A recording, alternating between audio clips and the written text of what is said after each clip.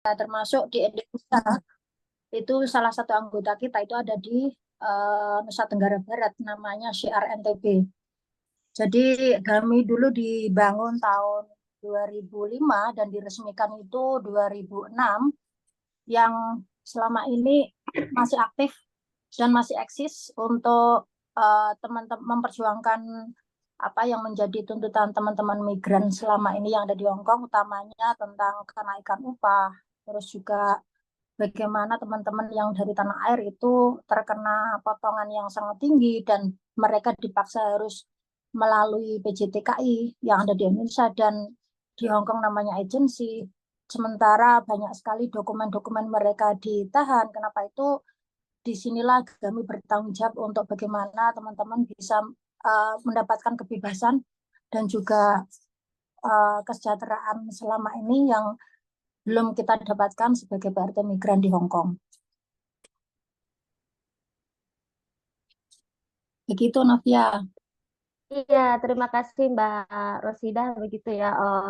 Kita bisa dengar tadi teman-teman bahwa Gami ternyata tidak hanya anggotanya tidak hanya berada di Hong Kong, tapi juga salah satunya sekarang sudah berada di NTB gitu ya, dengan hal yang spesifik diperjuangkan adalah terkait kenaikan upah PRT migran dan juga terkait potongan yang sangat tinggi yang dialami oleh PRT migran kita dan harus melewati PJTKI. Padahal kan kalau dalam kebijakan kita saat ini begitu ya, seharusnya tidak ada lagi biaya dalam penempatan apa pekerja migran kita.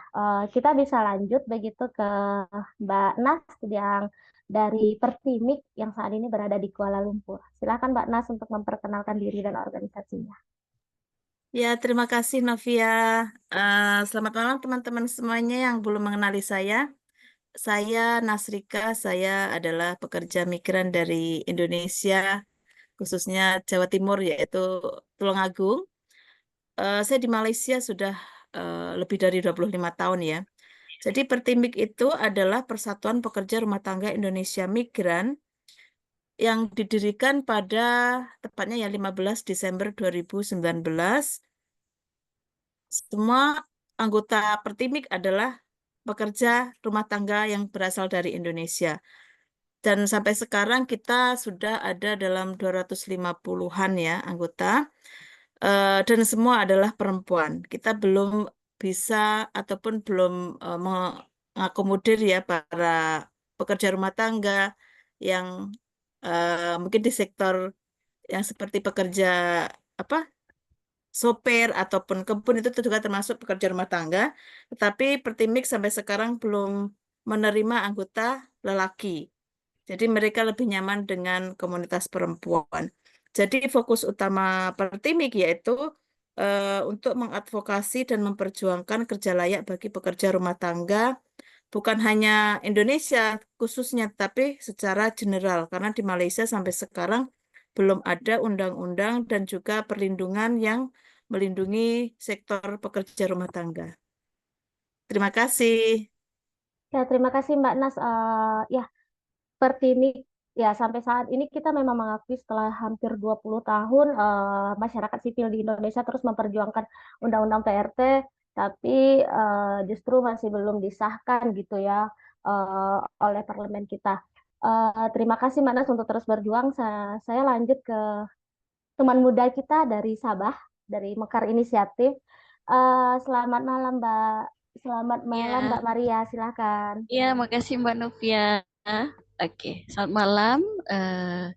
Saya memperkenalkan diri saya. Nama saya Maria, Maria, Maria Petrus, bisa dipanggil Maria. Saya daripada kumpulan Mekar Inisiatif dan tujuan tujuan untuk dibangunkan Mekar Inisiatif ini adalah perkumpulan wanita dan kami adalah perempuan buruh migran di Sabah. Yang perkumpulan kami ini adalah bekas daripada tahanan deportasi dan kami berkumpul untuk berdiskusi bersama dan membangun jaringan berorganisasi bersama. Terima kasih, itu saja. Terima kasih Maria. Eh, dan teman-teman Mekar Inisiatif yang juga malam hari ini mengikuti diskusi ini. Sebenarnya dari perkenalan tadi kita bisa mendapatkan satu benang merah, yaitu bahwa yang dilakukan oleh teman-teman Pertimik, Bakar Inisiatif, dan GEMI adalah melakukan sebuah pengorganisiran terhadap perempuan buruh migran ya untuk apa? Untuk memperjuangkan hak-haknya gitu ya dalam berbagai konteks. Mungkin saya ingin bertanya lebih lanjut pertama kepada teman-teman Gemi dari Hong Kong gitu ya. Pertanyaannya begini, kenapa perempuan buruh migran itu harus berkumpul atau berorganisasi? Lalu apa yang melatar belakangi akhirnya ada Gemi? Lalu apa tantangan dalam pengorganisasian tersebut dan apa keberhasilan-keberhasilan kecil yang yang sudah didapat hari ini oleh teman-teman atas perjuangannya dalam pengorganisasian perempuan buruh migran di Hong Kong. Silahkan teman-teman Gemi. Baik Novia, jadi mengapa kok dulu kami dibangun itu adalah bagaimana teman-teman itu memahami mengapa buruh migran itu tidak pernah lepas dari yang namanya penindasan ya.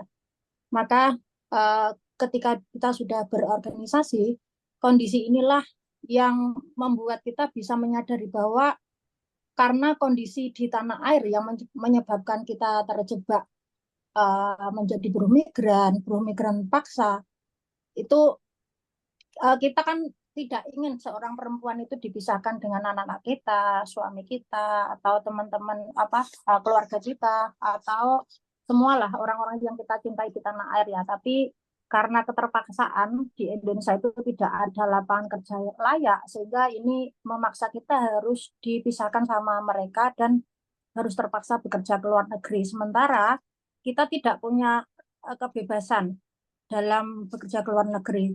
Satu contoh, pemerintah kita tidak mengizinkan kita untuk bisa berproses secara mandiri. Ini membuat kita semakin terjebak sebuah penderitaan, mulai dari perekrutan, terus juga penempatan, bahkan pemulangan. Itu PRT migran itu namanya belenggu pemerasan. Dari sinilah maka kita sadar semua tindak kekerasan dan juga diskriminasi yang PRT migran alami di luar negeri ini hanya bisa dilawan ketika kita sudah memahami bahwa kita itu sedang tertindas, bahwa kita itu sedang. Mengapa itu dalam berorganisasi itulah kita bisa memahamkan teman-teman, mulai dari bagaimana menyadarkan mereka, terus juga jika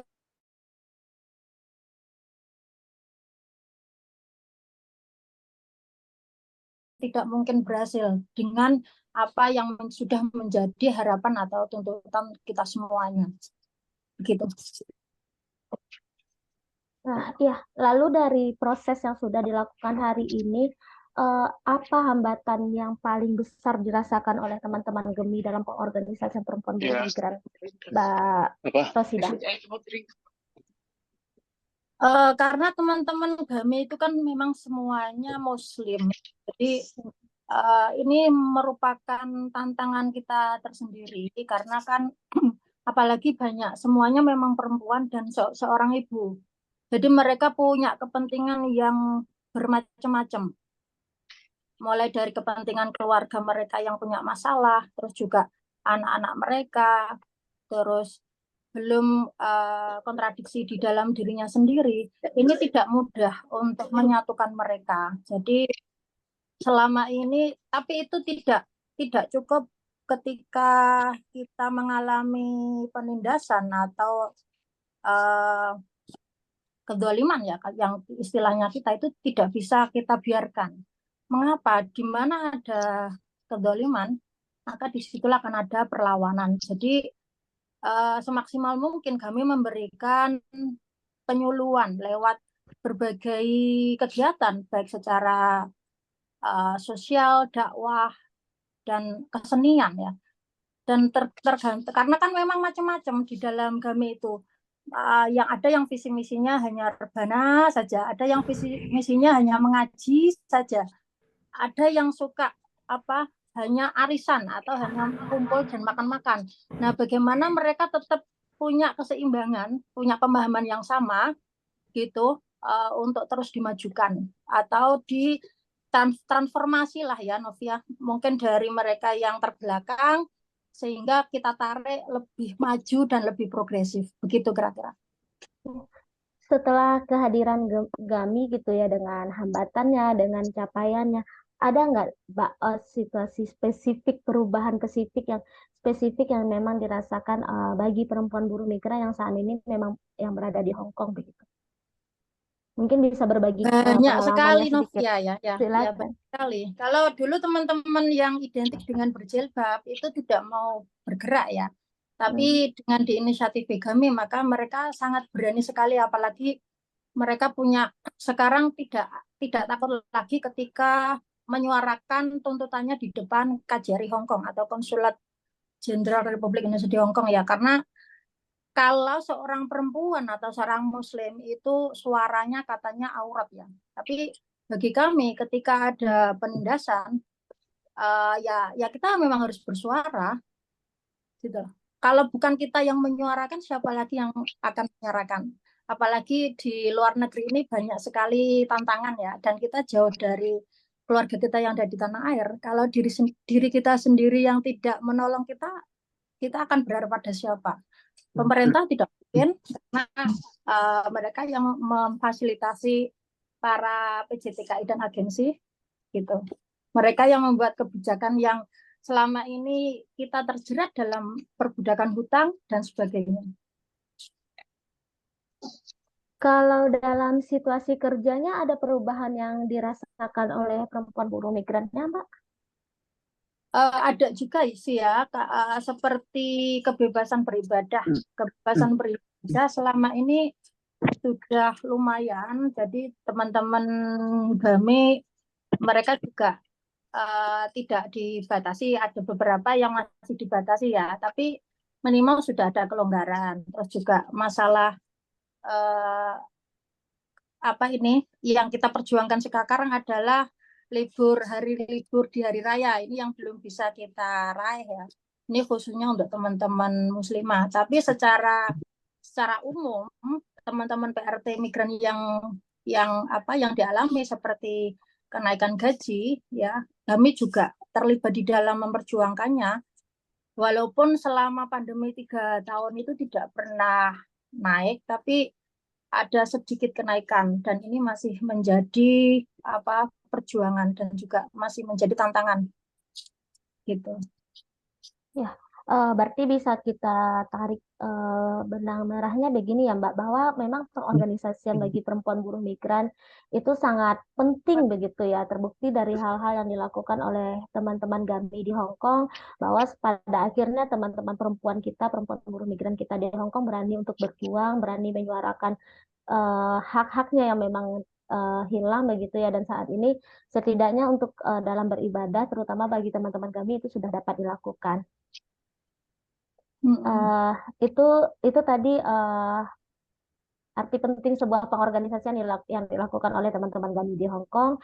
Kita tentunya juga ingin mendengar suara dari teman-teman kita di Kuala Lumpur begitu ya, dari Pertimik, karena dengan sistem kerja Kuala Lumpur itu juga cukup berbeda dengan Hong Kong. Mungkin kalau Hong Kong masih lebih mudah untuk berkumpul begitu ya, beda lagi dengan Kuala Lumpur yang memang Malaysia terutama yang memang sistem kerjanya cukup tertutup begitu ya, dan di sini sudah ada Mbak Nasrika yang akan menceritakan pengalamannya lah kepada kita, kenapa penting perempuan buruh migran ini untuk berorganisasi atau berkumpul, lalu apa hambatan serta apa keberhasilan kecil yang mungkin bisa diceritakan kepada kami malam ini, Mbak. Silakan Mbak Nas. Ini matanya kayak besar banget ya. Ya, mute. terima kasih Novia dan juga Mbak Rosida atas sharingnya bagaimana teman-teman pengalamannya di Hong Kong. Mungkin berbeda ya dengan yang di Malaysia. Jadi kenapa kita perlu berorganisasi? Karena kita, dari pengalaman saya pribadi, Saya di Malaysia sudah 25 tahun lebih. 25 tahun yang lalu saya mengalami kekerasan, penindasan, dan lain sebagainya. Dan sampai sekarang pengalaman itu masih dialami oleh teman-teman pekerja rumah tangga lainnya. Jadi tidak ada perubahan.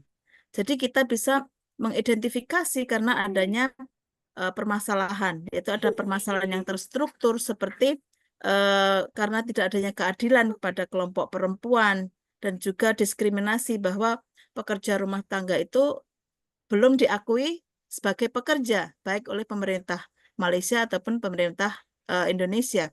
Dan juga karena ada faktor kemiskinan yang sampai sekarang masih membelenggu ya, dan menjadi penyebab utama kenapa perempuan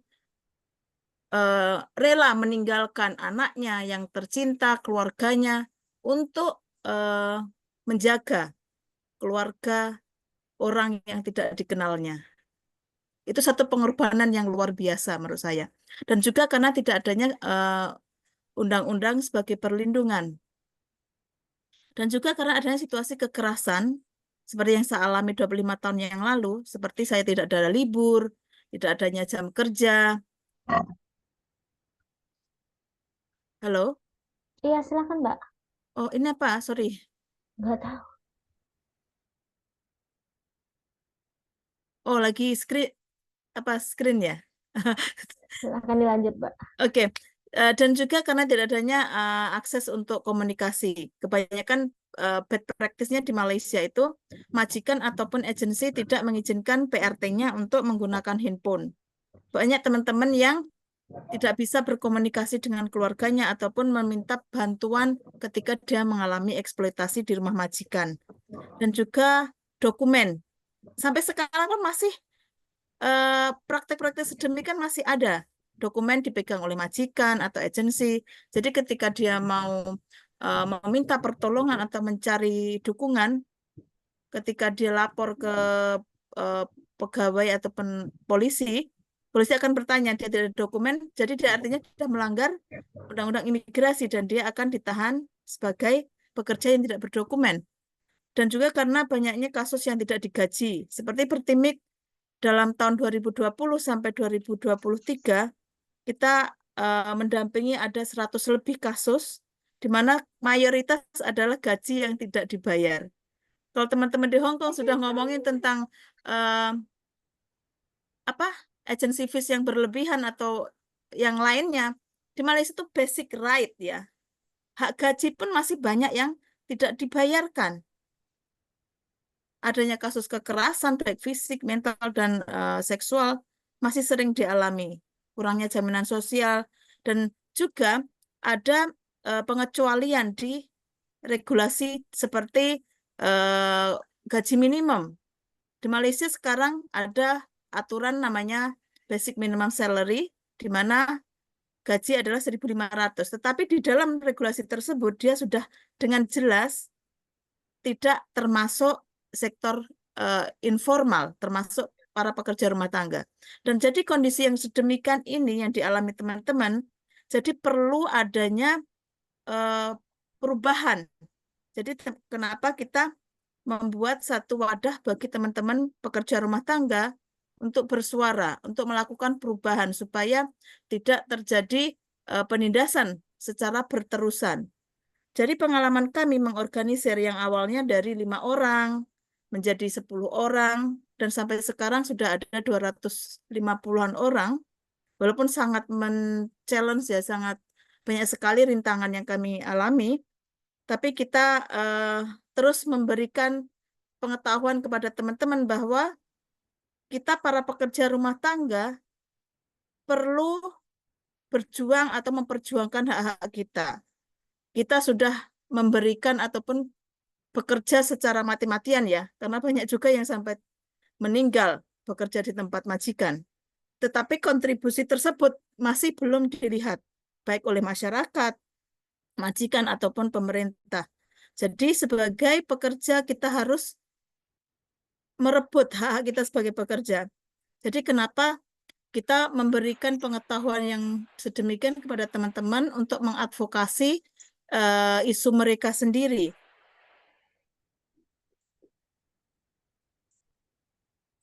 Terus tadi apa ya? Tantangannya ya. Tantangan yang kita alami, kita ada dua, ada baik internal maupun eksternal. Yang internal seperti ya seperti tadi, karena tidak adanya hak libur bagi teman-teman PR yang punya libur pun mereka juga takut untuk ikut berorganisasi karena mereka sebelum masuk ke Malaysia dia akan ada tanda tangan kontrak dan salah satu tidak boleh ikut organisasi apapun ataupun partai politik, termasuk partai politik. Jadi mereka akan merasa ketakutan ataupun pengekangan suara-suara untuk para pekerja migran perempuan. Dan juga kita ada mengalami hambatan dari eksternal ya, seperti karena ancaman dari otoriti, adanya ancaman dari agen, majikan, masyarakat. Kalau di Malaysia di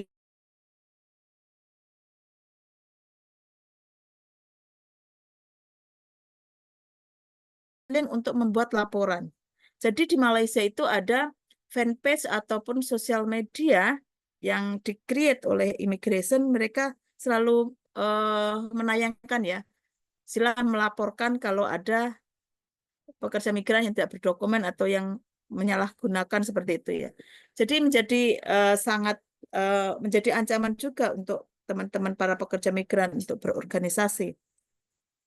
Terus tadi caranya ya, tadi kita sudah memulai dari 5, tapi kita membuat beberapa step ataupun cara, walaupun ada banyak kesulitan, tapi kita tidak pantang menyerah.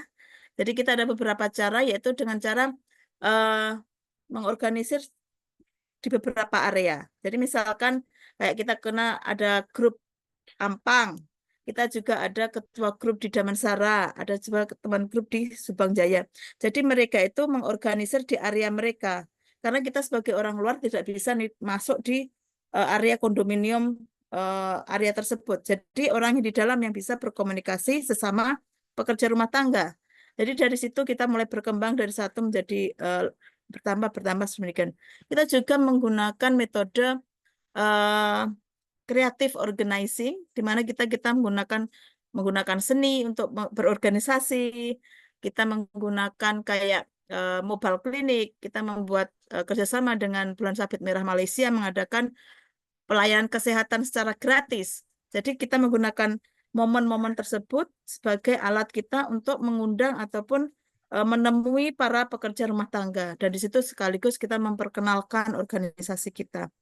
Juga menggunakan makanan. Karena kita biasanya menggunakan makanan, ya kita ada acara makan-makan. Seperti kemarin teman-teman merayakan 17-an itu. Dan mereka bisa membawa teman-teman PRT baru untuk join kegiatan Pertimik. Jadi harus kreatif. Tidak hanya harus, oh kita harus berjuang. Orang akan ketakutan kalau kita ngomong secara directly. Jadi kita harus menggunakan cara yang sesuai. Mungkin teman-teman yang di Hong Kong bisa menggunakan secara direct, menggunakan hak-hak sebagai pekerja dan lain sebagainya. Mungkin kalau di Malaysia kita lebih ke secara personal ya, secara personal approach, pendekatan secara personal. Terus pencapaian tadi ya, pencapaian yang sudah kita dapatkan, kita melihat ketertarikan ataupun pemahaman bahwa teman-teman semangat untuk berorganisasi dan berjuang bersama untuk mewujudkan kerja layak bagi pekerja rumah tangga. Dan juga kita bisa melihat kepercayaan diri ya para pekerja tersebut. Sebelumnya mereka takut untuk ngomong. Biasanya teman-teman itu mempunyai kebiasaan. Kalau misalkan gaji dia di bawah standar itu mereka ridho. Oh mungkin ini rezeki saya memang hanya segini kayak gitu ya. Jadi dia tidak ada keberanian ataupun belum ada bagaimana cara untuk bargaining ataupun meminta dengan majikannya. Mereka tidak diberikan izin libur, masih ya mungkin ini nasib saya, seperti itu. Tidak digaji pun ada juga yang masih pemikiran demikian. Mungkin ini karma, makanya Tuhan menguji saya. Jadi pemikiran-pemikiran tersebut kita mencoba untuk menghilangkan atau mengurangkan bahwa ini bukan karena eh, bahwa hak-hak itu datang ke kita bukan karena seperti buah jatuh gitu ya, tapi kita harus merebutnya. Dan itu yang kita sampaikan ke teman-teman, kita mempunyai hak dan wajib kita berusaha untuk mendapatkannya. Seperti teman-teman kalau misalkan kerja 24 jam, itu namanya menzolimi diri kita sendiri. Badan kita ini perlu istirahat, kita manusia. Jadi kalau kita tidak mau merebut hak kita, berarti menzolimi diri kita sendiri. Terus kita juga bisa melihat teman-teman itu bisa ngomong dengan majikannya. Sebelumnya gajinya sekian, dia bisa minta gaji lebih banyak lagi. Sebelumnya tidak mendapatkan libur, ada beberapa teman dengan tips-tips yang kita berikan, dia bisa nego dengan majikannya. Bahkan dia bisa mengajak teman yang ditemuinya di bus untuk join ke Pertimik. Itu suatu pencapaian menurut saya. Dan juga secara perubahan kondisi kerja ya. Eh, di tahun 2022 pemerintah Malaysia sudah membuat amandemen Undang-Undang Buruh tahun 1955 di mana sebelumnya itu tercantum domestic servant, artinya adalah pembantu rumah gitu ya. Dia diubah menjadi domestic employee. Walhal dalam first schedule itu dia ada pengecualian mengenai hak-hak tersebut. Tapi itu adalah suatu pencapaian. Dan itu pun memakan waktu lebih dari 50 tahun hanya untuk mengubah nama. Jadi eh, sebutan nama itu sangat penting. Karena kita lihat perjuangan bagaimana teman-teman pengadvokat merubah nama tersebut 50 tahun untuk merubah sebutan saja. Jadi teman-teman saya selalu memberikan apa ya pemahaman bahwa kita itu adalah pekerja, bukan pembantu, bukan budak ataupun bukan apa ya bahasa Indonesia yang selalu jongos ya gitu. Teman-teman suka gitu. Saya ini kan cuma jongos. Jadi mereka itu tidak ada kepercayaan diri. Dan kita sekarang bisa melihat mereka percaya diri untuk menyebut mereka adalah pekerja. Dan juga tahun 2021 PRT dimasukkan ke dalam Jaminan Sosial Malaysia yaitu SOKSO, di mana sebelumnya mereka dikecualikan. Ini adalah pencapaian. Dan tahun 2022 juga Malaysia dan Indonesia menandatangani MOU di mana dalam konten mereka itu banyak sekali perubahan dan memberikan perubahan dalam terma-terma mereka, meskipun masih ada yang kita kritisi dan termasuk pelaksanaannya. Walaupun sudah ada MOU, tapi pelaksanaan itu masih minim. Banyak majikan yang tidak mengikuti terma-terma tersebut. Apakah saya sudah menjawab semua Novia pertanyaan? Halo, Novia. Sudah, Mbak. Oke, terima kasih. Sama-sama. Ya, menarik sekali apa yang dilakukan oleh teman-teman Pertimik gitu ya, bahwa Mbak Nas tadi membagikan pengalamannya selama hampir, kalau saya tidak salah dengar begitu ya, 25 tahun memperjuangkan hak-hak, mendapatkan pelanggaran hak dan juga memperjuangkan hak-hak hingga hari ini begitu banyak perubahan-perubahan baik yang dialami oleh teman-teman perempuan PRT di Malaysia, mulai dari kepercayaan diri ini sebenarnya yang paling penting gitu ya, merubah paradigma PRT kita dari yang merasa hanya seorang, mohon maaf tadi yang disebut oleh Mbak Nas gitu ya, jongos ini segala macam, tapi pada akhirnya dia menyadari bahwa PRT juga adalah sebuah pekerjaan yang memang harus mendapatkan hak-hak seperti pekerja lainnya. Memang ini tidak mudah, tapi perjuangan Pertimik sudah membuktikan kepada kita bahwa mengorganisir diri adalah cara terbaik saat ini untuk melawan sistem-sistem yang memang membuat kita sebagai perempuan PRT perempuan PRT migran mengalami ketertindasan, pelanggaran hak dan juga kekerasan dan lain sebagainya. Tadi juga hal menarik yang diucapkan oleh Mbak Nas, aku izin mengutip, kalau kita tidak ingin memperjuangkan hak-hak kita, maka kita telah menzalimi diri kita sendiri. Selanjutnya kita beralih ke Kak Maria dan Maria Petrus.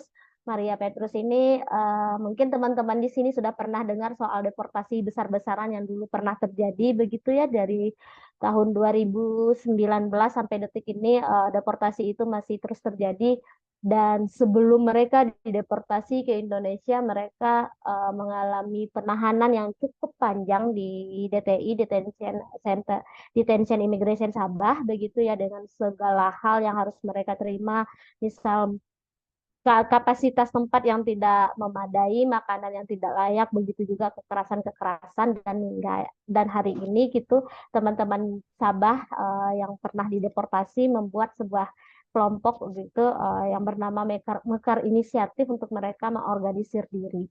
Mbak Maria, saya ingin tahu begitu ya lebih lanjut kenapa pada akhirnya membentuk Mekar Inisiatif gitu ya. Lalu apa hal yang didapat hari ini setelah melakukan perorganisiran di Sabah? Silakan, Mbak. Baik, terima kasih Pak Nofri. Sekali kita semua tahu pada Mekar Inisiatif. Maria, suaranya kurang jelas. Oh, ini jelas nggak? Masih kecil. Masih kecil ya? Oh, bentar. Kalau gini jelas nggak? Cukup jelas. Mungkin suaranya dinaikin lagi ya, Kak.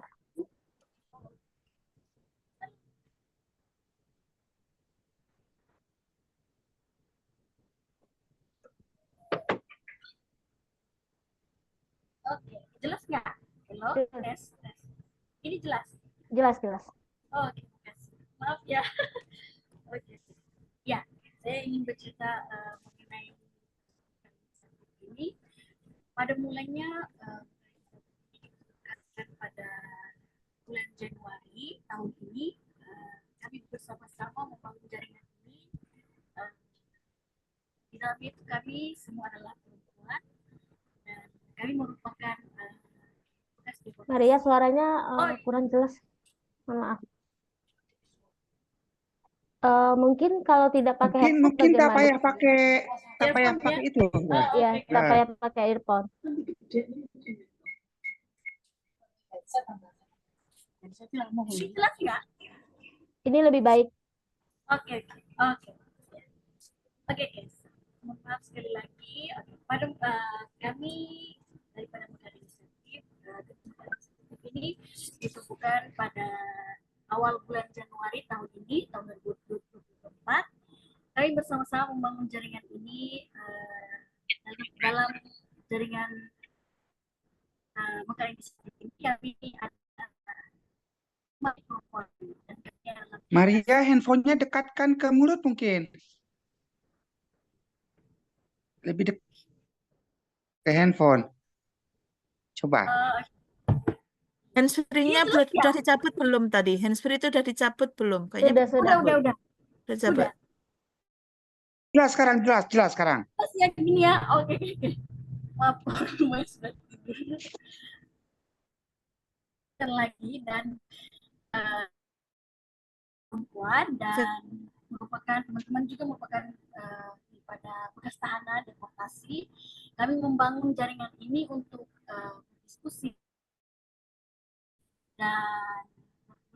berdiskusi dan berkumpul bersama untuk bercerita, berfungsi dan saling jadi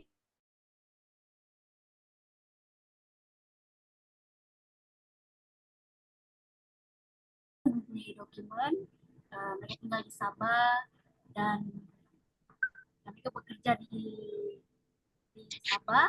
Ada yang masih belum mempunyai dokumen dan ada yang sudah mempunyai dokumen. Okay. Dan kebanyakan daripada teman-teman di Mekar ini mereka dideportasi dan dipulangkan ke pulau Lukram.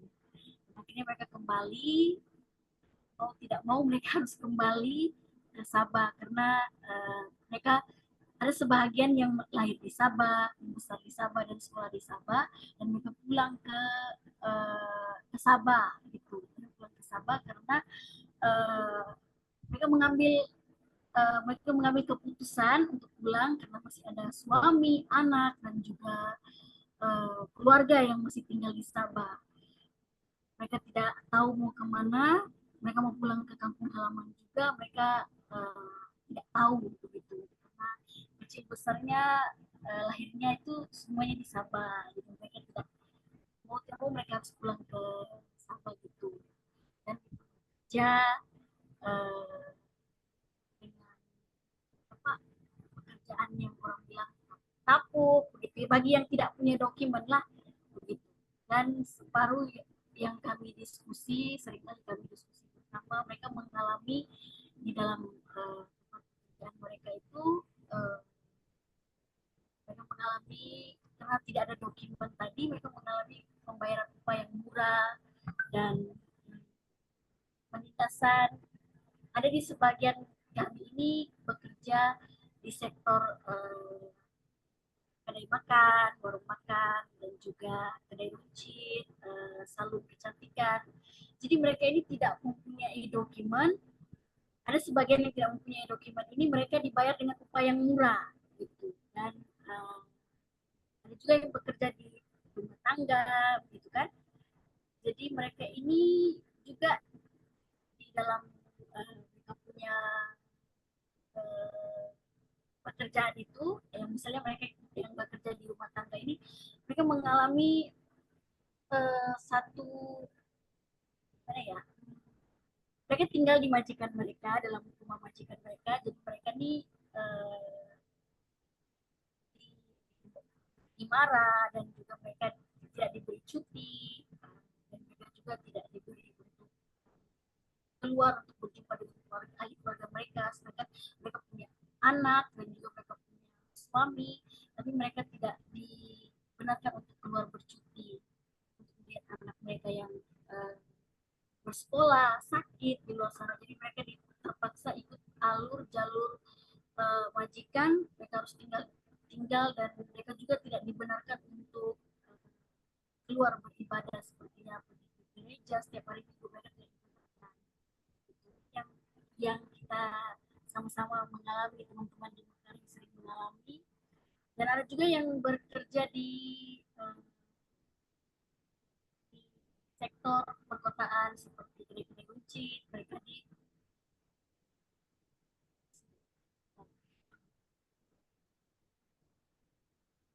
bisa dengar nggak? Masih. Silakan lanjutkan, Kak. Ya. Dan mereka kerja di sektor kedai runcit seperti kedai runcit, kedai barang, mereka dipaksa dan disuruh untuk berat, mereka tidak diberi waktu, mereka tidak diberi waktu untuk seperti sholat begitu. Dan waktu makan mereka juga tidak diberi waktu yang tepat, maksudnya untuk melihat makan itu mereka tidak diberi waktu. Sepertinya jam harus waktu makan siang, mereka tidak diberi waktu yang tepat siang.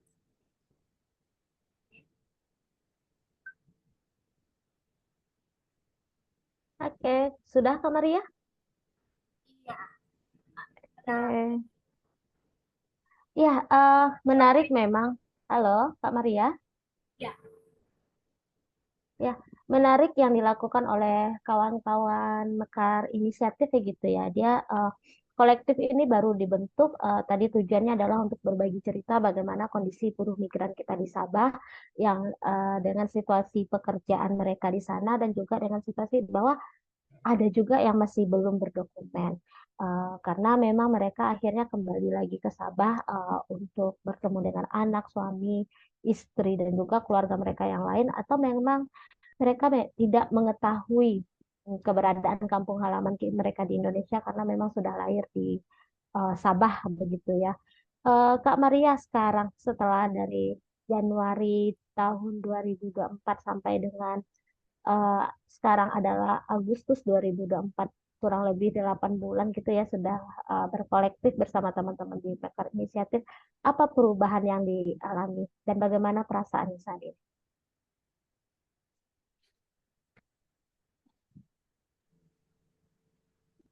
Gimana? Maaf, sorry. Ya, setelah berproses bersama setelah berproses bersama kolektif Mekar Inisiatif begitu ya, apa perubahan yang dialami oleh teman-teman kita di Sabah, terutama yang memang bergabung di Mekar Inisiatif? Ya, oke, terima kasih. Kami banyak perubahan yang kami alami, walaupun kami ada teman-teman yang datangi kembali di Sabah, tapi kami punya satu ruangan untuk berdiskusi bersama-sama dan kami saling menguatkan di antara satu sama lain. Jadi ada perubahan yang kami alami bersama begitu. Dengan berbagi cerita dan saling memperkuatkan, walaupun ada sebagian teman-teman kami yang tidak mempunyai dokumen, tetapi kami gimana ya, kami merasa bersama begitu, ada kebersamaan di situ. Jadi ada perubahan yang kami alami begitu. Misalnya kami duduk berkumpul dan kami juga ada melakukan activity bersama. Oke, terima kasih Kak Maria. Berarti memang ada ruang untuk berdiskusi, ruang untuk berbagi cerita, dan ini juga bisa seperti yang tadi disampaikan Mbak Safba ya, Mbak Nas, mohon maaf, seperti tadi disampaikan oleh Mbak Nas, ini juga sebuah cara mengorganisir diri ini adalah sebuah cara untuk membangkitkan kepercayaan diri dari teman-teman perempuan buruh migran kita, terutama juga saat ini teman-teman kita di Sabah yang mengalami berbagai hal yang mungkin teman-teman di sini juga sudah tahu begitu ya.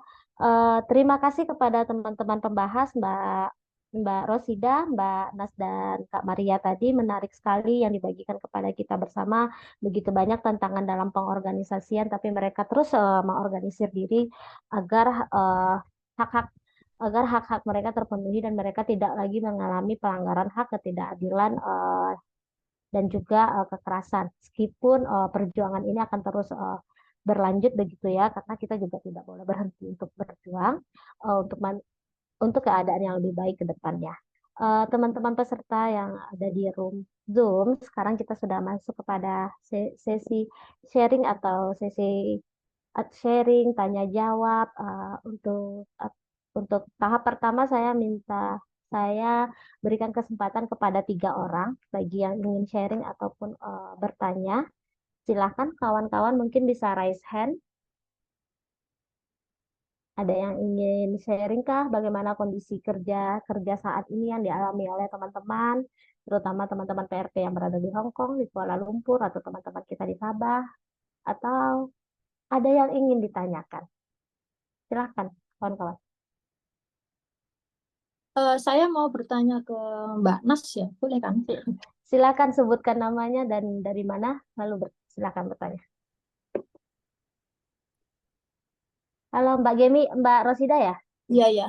Ya, silakan Mbak Rosida. Saya mau tanya ke Mbak Nas, tadi kan di banyak cara mengorganisir lewat ekspansi ya di beberapa daerah. Apakah di teman-teman PRT migran di Malaysia itu bisa berkumpul di taman-taman seperti itu, seperti yang kita lakukan di Hong Kong ya?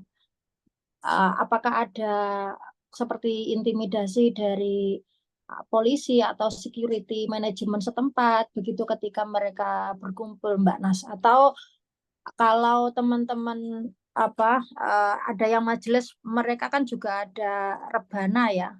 Apakah mereka juga diperbolehkan untuk melakukan rebanaan di beberapa taman begitu? Ya, jadi begini, secara aturannya ya. Jadi kalau di Malaysia juga ada aturan, tapi saya tidak pasti exactly-nya apa. Tapi kalau berkumpul dalam jumlah ada limitnya itu, 40 ke atas berapa gitu harus meminta atau melaporkan ke polisi mendapatkan surat izin kayak gitu ya. Oke, walaupun grup kecil, walaupun dalam 10, 15 kayak gitu misalkan mau buat rebanaan ataupun kegiatan ringan ya di taman ataupun di park-park gitu, itu sebenarnya tidak masalah harusnya.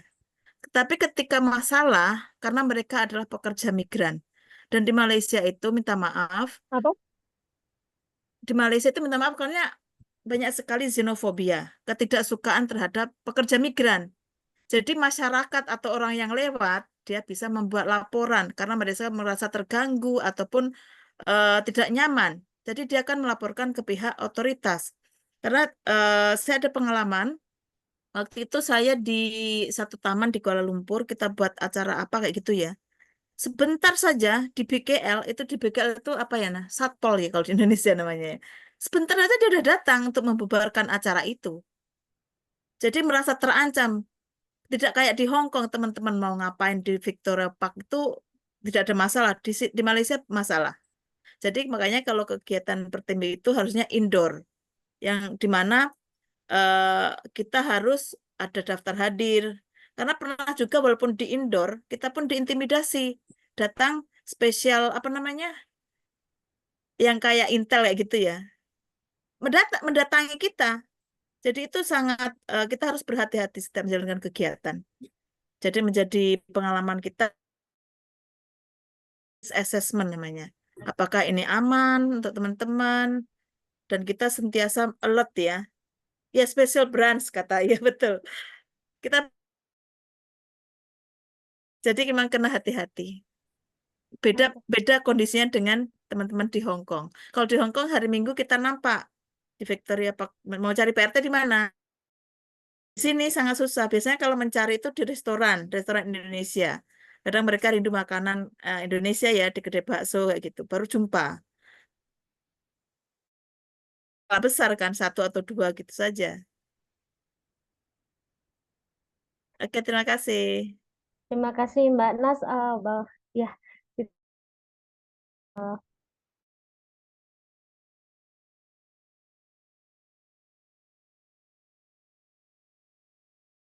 berkumpul itu terjadi. Tapi apa hal yang pernah terjadi soal situasi ini? Maksudnya ketika berkumpul, apa hal paling buruk yang pernah dialami waktu itu Mbak Nas? Dan bagaimana penyelesaian oleh kawan-kawan Pertimik? Ya, waktu itu sebenarnya kegiatannya itu sangat ringan ya. Kita waktu Hari Raya Halal Bihalal seperti itu. Jadi kita ngundang NGO dan union lokal untuk sharing apa ya tentang advokasi kayak gitu ya. Tiba-tiba ya ada special branch tadi ini nanyain ini kegiatan apa, mana surat apa lesson kayak ada surat izinnya kayak gitu dari polis. Dan kita nggak ada dan dia minta saya untuk ke balai polis kayak gitu. Tapi kebetulan saya ada minta bantuan dari teman Barkonsel dan dia bantu untuk menyelesaikannya lah. Jadi dari situ kita sangat berhati-hati. Berarti berkonsel ini cukup bisa membantu situasi-situasi yang dialami oleh PRT ketika berkumpul ya Mbak Nas? Ya mungkin tidak semua karena saya kenal dekat dengan kawan di sana ya. Jadi dia pun tahu saya, dia tahu apa yang saya lakukan. Jadi memang kita ada apa ya personal relation yang cukup bagus lah. Ya, oke. Itu tadi Mbak Rosida terkait bagaimana situasi yang memang cukup berbeda antara Hong Kong ketika bisa berkumpul di Victoria Park-nya, sedangkan Malaysia sangat sulit untuk teman-teman PRT kita bisa berkumpul begitu ya. Tapi menariknya di sini adalah teman-teman Pertimik sudah melakukan yang namanya asesmen resiko dan juga mengasesmen mana yang bisa dimintakan pertolongan pada awal terjadi permasalahan. Salah satunya tadi berkonsol ya di Malaysia gitu ya. Teman-teman yang lain ada yang ingin sharing kah terkait situasinya baik di Hong Kong, Malaysia, di Sabah?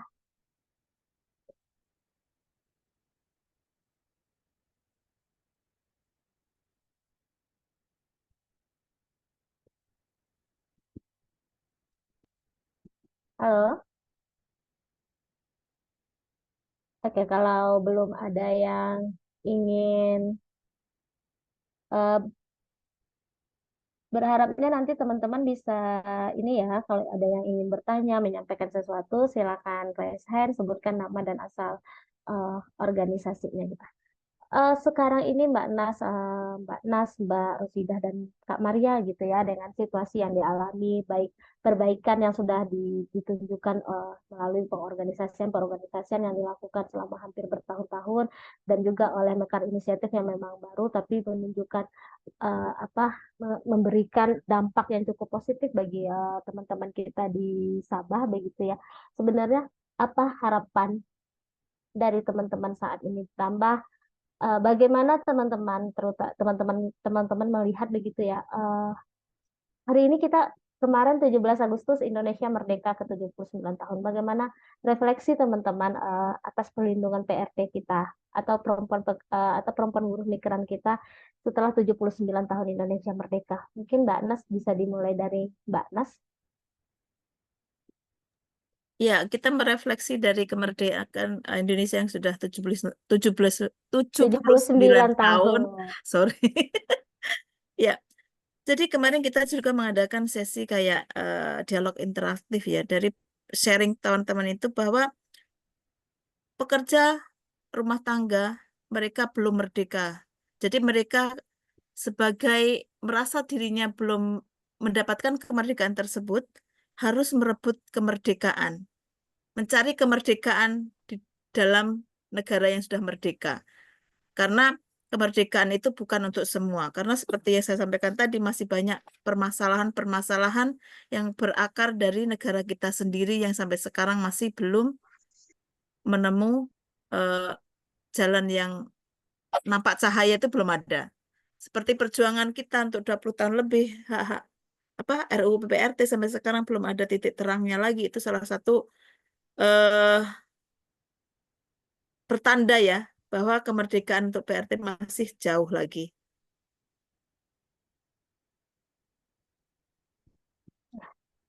Kemerdekaan PRT belum diraih ya Mbak Nas?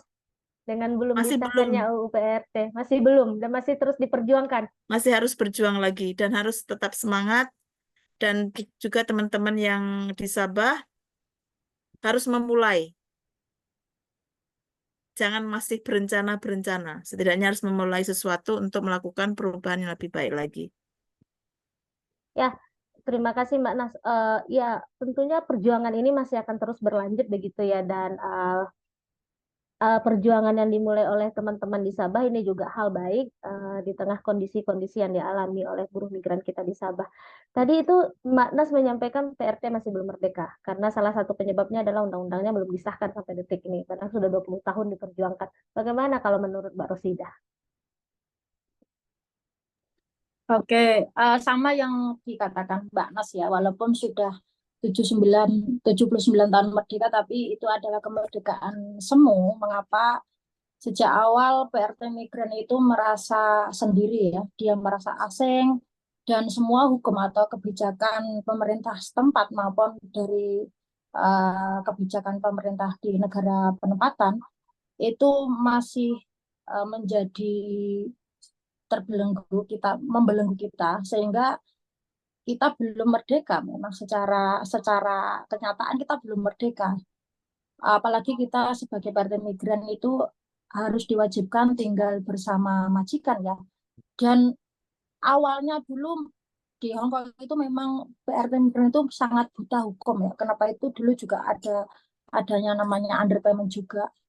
Dan konsulat kita sendiri yang sebagai perwakilan pemerintah Indonesia di Hong Kong itu juga kurang hadir ya, bahkan tidak ada sama sekali, karena mereka semuanya diserahkan kepada agensi yang ada di Hong Kong ini begitu. Jadi apapun yang menjadi tuntutan kita selama ini, kayak seperti banyak dokumen ditahan, itu pun harus melalui organisasi yang meminta. Kenapa? Kalau mereka sendiri tidak berorganisasi itu sangat diabaikan. Tapi ketika dokumen itu yang memintakan organisasi, maka akan cepat sekali diberikan kepada yang punya. Ini praktek yang selama ini terjadi di kita. Jadi mulai dari potongan yang sangat tinggi dan berlipat ganda, terus juga penahanan dokumen, itu membuat kita ya belum merdeka. Kenapa? Hak kita sendiri, paspor, kontrak kerja itu yang milik kita pun masih ditahan, itu belum merdeka gitu. Ya, Mbak Rosidah pun berpendapat sama bahwa saat ini kita belum merdeka nih, karena hak-hak kita masih belum kita dapatkan begitu ya, terutama juga terkait hak dokumen yang harusnya memang kita pegang, tapi masih ditahan. Dan itu membuktikan bahwa perempuan buruh migran kita sampai 79 tahun Indonesia merdeka belum meraih kemerdekaannya. Apakah hal yang sama? Apakah perempuan buruh migran di Sabah juga belum meraih kemerdekaannya? Bagaimana Kak Maria?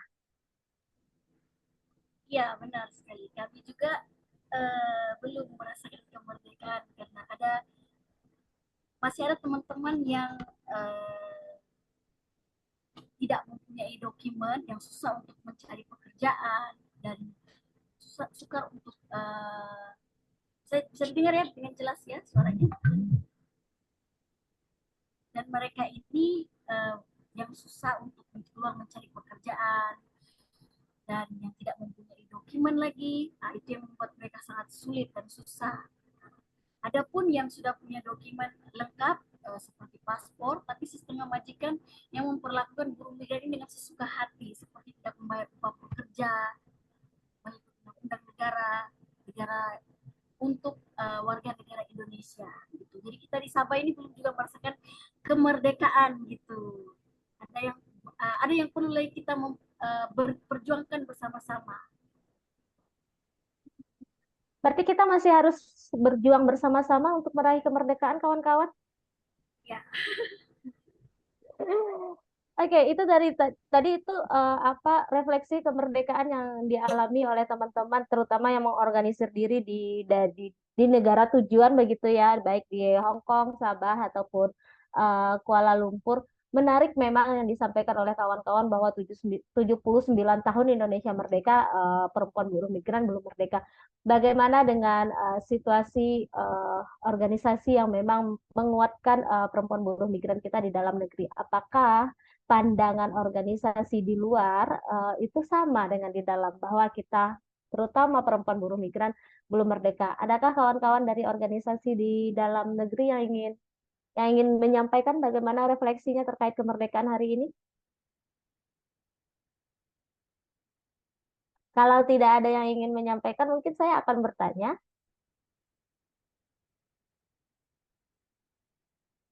Setuju, ada dari Umi Perenting menyampaikan di chat room.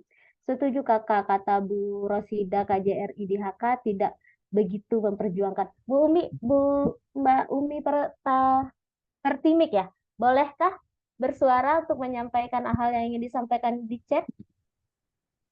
Halo Mbak Umi.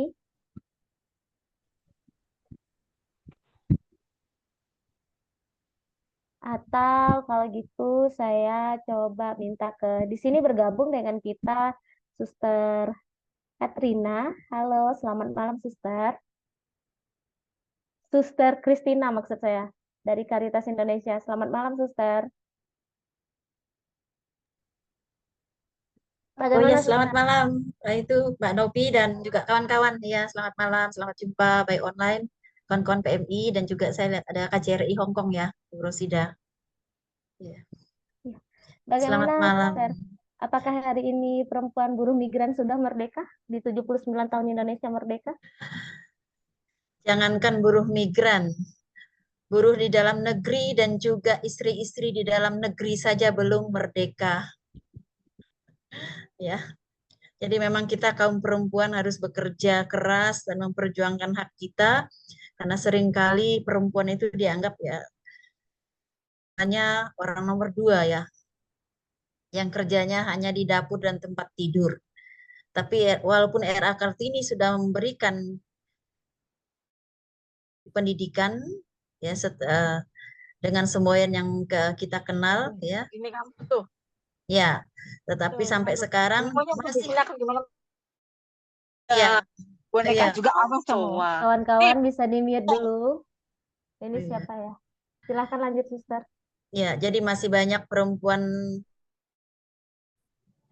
remaja dan juga ibu rumah tangga yang masih menjadi ATM, sapi perah, dan juga menjadi korban walaupun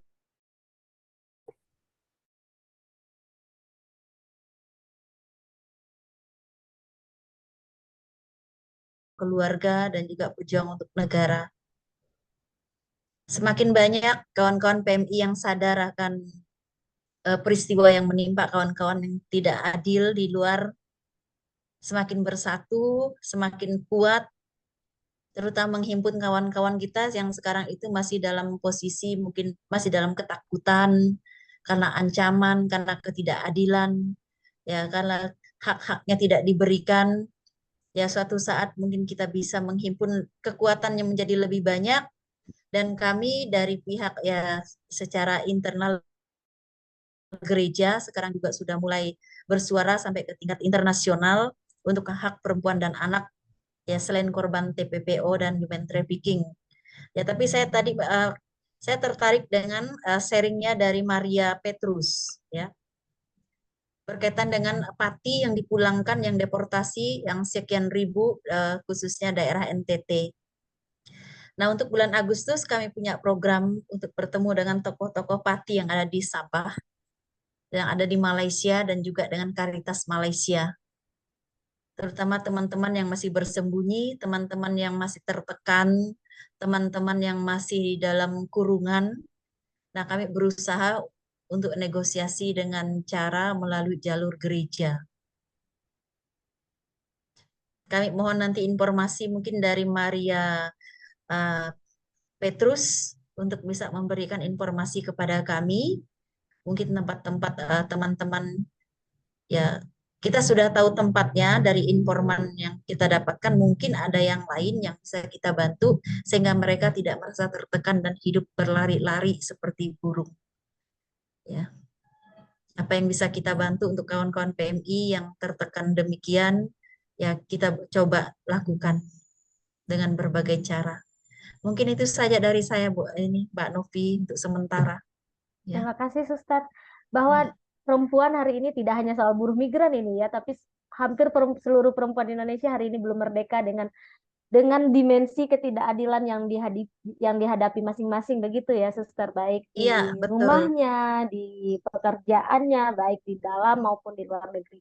Nah, tadi juga ada hal menarik yang disampaikan oleh Suster Christina gitu ya, bahwa memang Caritas Indonesia hari ini ada program untuk buruh migran asal Pati begitu dalam pendekatan diri dengan gereja. Mungkin nanti teman-teman Mekar Inisiatif dan juga teman-teman KBMB yang memang selama ini bekerja di Sabah bisa berdiskusi lebih lanjut dengan Caritas Indonesia. Siap. Selanjutnya saya lihat di chat room begitu ya, ada pertanyaan dari Riris gitu. Tadi kan teman-teman pembahas baik Kak Maria, Mbak Nas dan Mbak Rosidah menyampaikan soal tantangannya, ada tantangan eksternal, ada tantangan internal gitu ya. Lalu apa cara yang dilakukan untuk menghadapi tantangan-tantangan yang hadir? Apa hal yang dilakukan dalam pengorganisir itu untuk menghadapi tantangan-tantangan yang hadir? Menarik tadi saya ingin dulu ini ke Mbak Rosidah. Apa caranya Mbak menghadapi tantangan-tantangan pengorganisasian yang hadir? Cara yang dihadapi untuk meminimalisirnya. Silakan Mbak Rosidah. Oke, sebenarnya memang sampai saat ini banyak sekali tantangan-tantangan yang kita hadapi ya, baik secara internal maupun eksternal. Eksternal memang utamanya kebijakan-kebijakan yang tidak pernah pro kepada PRT migran itu menjadi tantangan tersendiri, dan bagaimana teman-teman yang lain juga bisa paham bahwa itu adalah sebuah kebijakan yang tidak mendukung kita. Nah, untuk apa tantangan yang ada di dalam diri kami sendiri, bagaimana kita tetap mengkolektifkan dengan teman-teman kolektif di dalam GAMI itu sendiri. Mengapa? Karena persoalan intern itu juga menjadi concern untuk GAMI ya. Jadi ketika sudah ada perpecahan di dalam sebuah aliansi itu, maka jangan berharap aliansi tersebut akan menguat. Kenapa itu? Persoalan intern itu justru akan kita utamakan bagaimana tetap bisa menyelesaikan dengan secara kolektif, terus dengan melalui asesmen juga mengevaluasi kegiatan apa yang bisa membangun, memperluas jaringan kita, dan juga menyadarkan kembali memiliki GAMI. Karena ketika mereka sudah merasa memiliki GAMI, maka semuanya akan bertanggung jawab untuk terus mempertahankan GAMI bisa terus bertahan, berdiri, dan terus mengembang. Terima kasih Mbak Rosidah.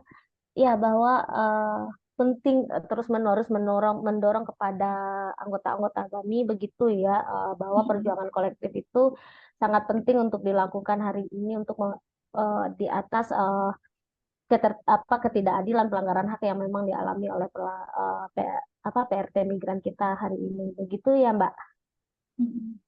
Jadi berjuangnya harus kolektif, tidak individual. Iya, benar sekali. Lalu kalau tadi Mbak Rosida menggarisbawahi adalah terkait perjuangan kolektif untuk menghadapi tantangan yang timbul dari pengorganisirannya. Bagaimana dengan teman-teman di Sabah begitu ya, di Mekar Inisiatif? Apa hal yang dilakukan ketika menghadapi hambatan-hambatan yang tadi disampaikan dalam pengorganisiran? Silakan Kak Maria.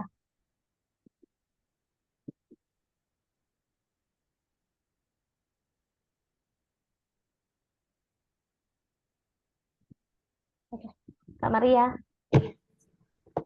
Apa aja tantangan yang kita Pertanyaannya adalah apa yang dilakukan ketika menghadapi tantangan-tantangan yang disebutkan tadi dalam melakukan pengorganisirannya. Berorganisasinya ketika bertemu tantangan itu apa yang dilakukan? ya kebanyakannya daripada kami kalau ada tantangan yang kami hadapi itu kami akan kemudian kami akan bincangkan gimana kami bersama-sama untuk membuka pikiran kami dan membicarakan mengenai tantangan itu. Berarti tetap berjuang secara kolektif ya, Kak? Ya, benar sekali.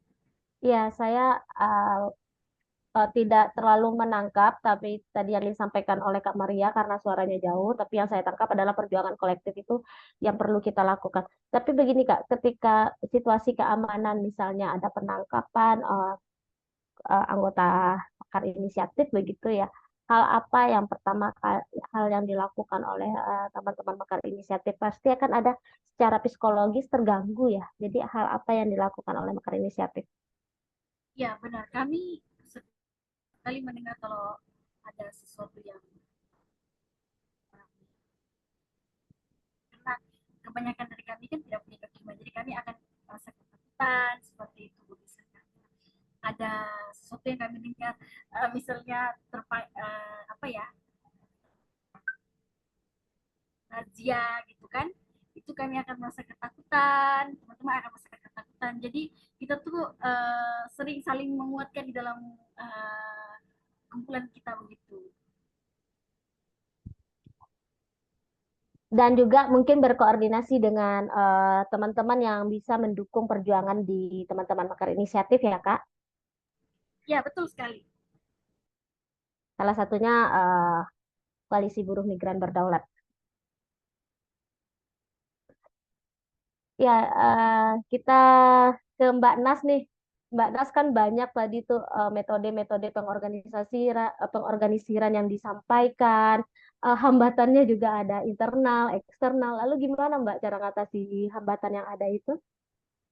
Ya, tadi sebenarnya hampir sama dengan yang disampaikan Mbak Rosidah ya, memberikan pemahaman bahwa perjuangan ini tidak bisa dilakukan secara individu, tapi harus secara bersama-sama. Karena ini adalah, kalau individu yang ngomong, mana mungkin pemerintah mau mendengarkan. Walaupun suara kita, kelompok kita, misalkan ya selalu saya berikan pemahaman. Pertimik berapa orang? Misalkan dalam 100 orang. Kadang-kadang saya selalu meeting dengan pemerintah, ditanya, berapa anggotamu? Walaupun pemerintah kita sendiri ya, saya selalu diintimidasi dengan pertanyaan sedemikian. Apakah nomor itu, jumlah tersebut mewakili semua pekerja rumah tangga yang ada di Malaysia? Jadi ini sangat menurunkan semangat ataupun mental kita sebenarnya. Jadi kita harus pandai-pandai mengcounter ketika pemerintah mengintimidasi kita dengan pertanyaan tersebut. Itu makanya selalu memberi pemahaman, teman-teman, makin besar suara kita, makin kita mempunyai kekuatan. Jadi harus semangat mengorganisir sesama pekerja rumah tangga supaya suara kita lebih didengarkan lagi. Dan juga selain creative organizing, kita juga join dengan coalition yang ada di Malaysia. Di antaranya ada beberapa NGO lokal dan juga union untuk mengadvokasi isu-isu mengenai pekerja yang ada di Malaysia, termasuk pekerja migran dan pekerja rumah tangga. Jadi kita masuk ke dalamnya.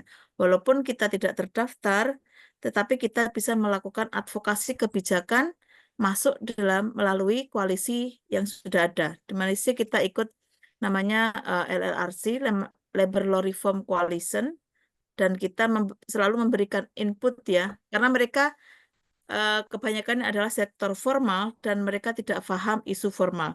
Jadi di sini pentingnya kita untuk memberikan masukan dan rekomendasi-rekomendasi seperti yang kita inginkan. Jadi kena aktif. Mungkin seperti itu yang kita lakukan.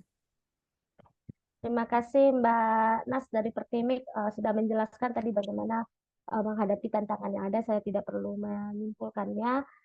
Ada 3 pertanyaan teman-teman di room chat yang saya lihat, tapi saya akan menanyakan satu pertanyaan dulu ini karena ditujukan khusus ke Gami. Itu dari Kak Abu Mufakir gitu ya. Pertanyaannya adalah bagaimana perjalanan Gami dari organisasi keagamaan menjadi organisasi perlawanan pekerja migran? Gimana Mbak Rosidah? Oke, terima kasih pertanyaannya Mas Abu. Jadi strategi kita selama ini itu memang melalui pelayanan juga. Kenapa? Teman yang di PHK atau di terminate itu banyak sekali yang tidak mendapatkan haknya seperti hak tiket pulang ke daerah asal, gaji terakhirnya belum diberikan, uang perjalanan, atau bahkan cuti tahunan. Maka kita bisa membantu melalui pendampingan.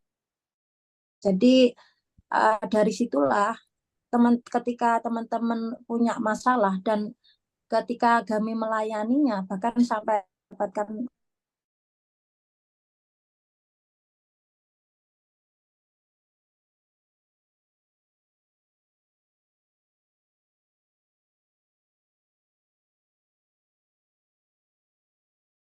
teman yang selama ini belum bergabung itu juga mudah untuk bisa bergabung ke kita karena bagi mereka itu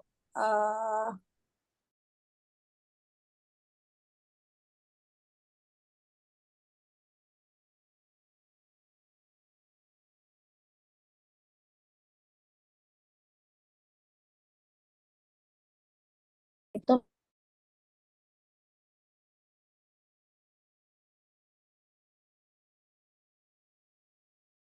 atau lewat press release ataupun lewat flyer yang kita sebarkan lewat sosialisasi dan juga media-media sosial. Begitu Mas Abu. Ya, terima kasih Mbak Rosidah.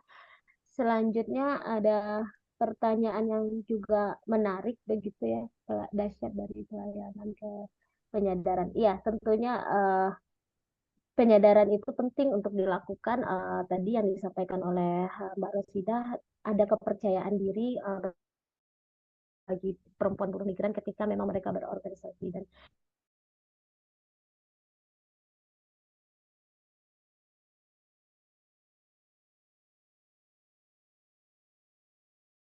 menarik dan ditanyakan oleh Alin M. Pertanyaannya adalah ini soal waktu. Ketika teman-teman memang jam kerjanya panjang, lalu ditanyakan bagaimana cara kawan-kawan di Hong Kong, Kuala Lumpur dan Sabah membagi waktu untuk tetap bisa berkumpul dan berorganisasi. Pertanyaan ini saya kasih pertama ke Mbak Nas untuk menjawabnya terkait pembagian waktu, Mbak. Iya, ya ini sangat menarik. Di sini juga ada teman-teman Pertimik. Saya ingin memberikan apresiasi dan salut kepada mereka ya. Dedikasinya luar biasa. Jadi kalau mereka teman-teman di Malaysia itu biasanya kerja sampai jam 9 yang aktif ya. maksudnya yang aktif di perbincangan Pertimik, biasanya jam 9, jam 10. Jadi kalau kita mau mengadakan 10 malam, ya, mengadakan meeting ataupun acara itu setelah mereka habis bekerja. Karena sampai jam 12, jam 1 malam itu udah biasa kita meeting seperti ini. Dan ini sangat luar biasa. Jadi semangat mereka itu sangat antusias untuk organisasi mereka sendiri. Begitu juga untuk teman-teman anggota, biasanya saya akan membuat kayak jadwal kalau sekolah itu ya. Minggu pertama kita kegiatannya apa, minggu kedua apa, kayak gitu. Bulanan kegiatan itu saya akan share di grup, kayak jadwal gitu.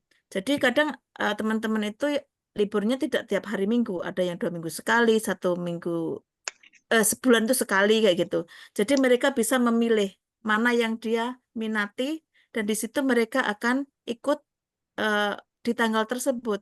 Jadi ini kita harus pandai-pandai sebagai organisasi atau organizer untuk mencari atau memudahkan bagi teman-teman mengakses ataupun mengikuti kegiatan supaya mereka tidak ketinggalan seperti itu. Terima kasih Mbak Nas, menarik sekali. Ada kelas gitu ya Mbak yang bisa diakses oleh teman-teman di Malaysia, di Kuala Lumpur khususnya gitu ya. Lalu saya terharu, salut gitu ya dengan semangat teman-teman PRT di sana ketika mereka selesai bekerja tadi jam 10, jam 11 malam, mereka masih ingin untuk mengikuti kelas-kelas yang dilakukan oleh Pertimik. Itu bentuk sebuah konsistensi dalam perjuangan yang dilakukan oleh teman-teman di sana. Ya, saya sangat salut untuk itu. Dan pertanyaan yang sama itu juga ditanyakan tentunya kepada teman-teman di GEMI. Bagaimana Mbak cara membagi waktunya? Kan ada perbedaan pola di Kuala Lumpur dan juga di Hong Kong gitu ya.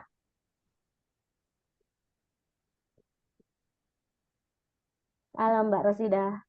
Iya, sama seperti yang dikatakan Mbak Asrika. Di Hongkong ini kan apalagi sehari penuh teman-teman itu juga tidak bisa berteleponan ya. Bahkan hanya untuk melihat WhatsApp saja juga sulit. Jadi memang malam hari hanya bisa kita lakukan itu jam 10 rata-rata teman-teman itu baru istirahat ya setelah 16 sampai 24 jam mereka bekerja itu kita juga teman-teman yang mengorganisir itu ketika melakukan penemuan atau rapat kegiatan planning mingguan dan juga evaluasi kegiatan itu kita lakukan malam hari, kita jam 10 bahkan sampai jam 12 malam itu kita lakukan. Jadi karena memang siangnya sangat sulit sekali untuk berteleponan begitu. Terima kasih. Mbak Rosida, karena ini ada pertanyaan khusus untuk GEMI, saya lanjutkan pertanyaan khusus itu. Apakah penanganan kasus yang dilakukan oleh GEMI itu hanya khusus bagi perempuan buruh migran Muslim atau bisa agama lain juga mengadukan kasusnya ke GEMI? Untuk semua PRT migran Novia, jadi baik Islam, Kristen, Katolik, Hindu, Buddha semuanya kita layani ya, tidak hanya untuk Muslimah. Jadi semuanya PRT migran yang punya masalah ataupun punya kasus itu semuanya akan tetap dilayani semuanya tanpa terkecuali. Berarti tidak membedakan agama, suku ataupun daerah asal ya Mbak? Semuanya bisa mengadu ke Iya, GEMI di Hong semua Kong. bisa dilayani. Bahkan kita juga sering melakukan doa lintas agama ya, dengan teman-teman Katolik, dengan teman-teman Hindu begitu. Oke, terima kasih Mbak Rosida dan juga ya tadi saya sama seperti Mbak Nas, saya juga salut dengan teman-teman di Hong Kong bahwa masih meluangkan waktu di tengah lelahnya untuk bekerja sampai jam 10, jam 11 malam, tapi masih melanjutkan diri dalam beraktivitas untuk organisasinya dalam memperjuangkan haknya tentunya ya. Lalu bagaimana itu dengan teman-teman di Sabah dengan kondisi kerja yang sangat panjang, bagaimana cara membagi waktunya dalam berorganisasi dan juga bekerja? Silakan Mbak Maria.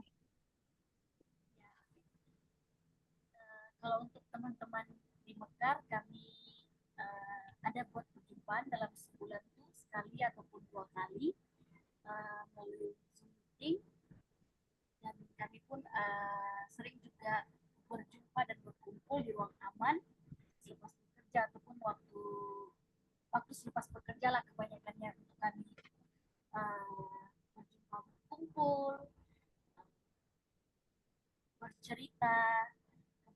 tapi kami lebih kepada di online begitu. Dan itu kebanyakannya selepas dengan waktu bekerja dari jam 8 malam, tergantung sih dari masa teman-teman. Kalau kita selalunya bermula tuh awal daripada teman-teman di Hong Kong gitu, karena kita waktu perjumpaan kita tuh sering kali jam 8 malam lah begitu. Selalunya kita akan buat Zoom meeting, perjumpaan itu selalunya di 8 malam. Kalau kita mau berdiskusi di ruang aman, kita akan berjumpa. Itu tergantung dari teman-teman. Kalau waktu weekend cuti, kita akan jumpa jam 5 sore gitu. Kita akan ada buat makan-makan seperti itu, dan kita berkumpul, bercerita dan berdiskusi. Oke. Berarti ini ya masih ada waktu untuk bertemu di Zoom meeting walaupun tidak tatap muka, itu setelah jam kerja ya Mbak Maria, untuk sharing ke situasi yang dihadapi, sharing hal-hal yang ingin bisa harapan-harapannya ya. Ya, benar-benar. Dan itu apakah rutin dilakukan setiap bulannya? Iya, tergantung dari masa kami begitu. Kalau punya waktu, kami pasti akan bertemu dalam Zoom meeting. Tapi pertemuan-pertemuan online itu tetap terus dijaga begitu ya, supaya Ya, tetap berkomunikasinya berkelanjutan terus ya. Ya, betul. Kadang-kadang kami bercerita juga di WhatsApp group begitu. Kalau kami tidak ada Zoom meeting. Oke.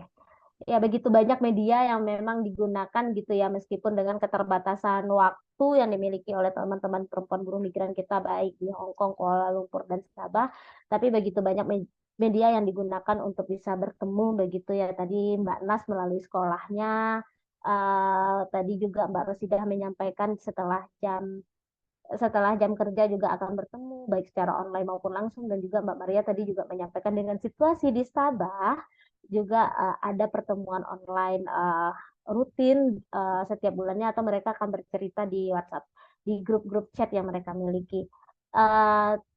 Ini ada pertanyaan terakhir gitu ya.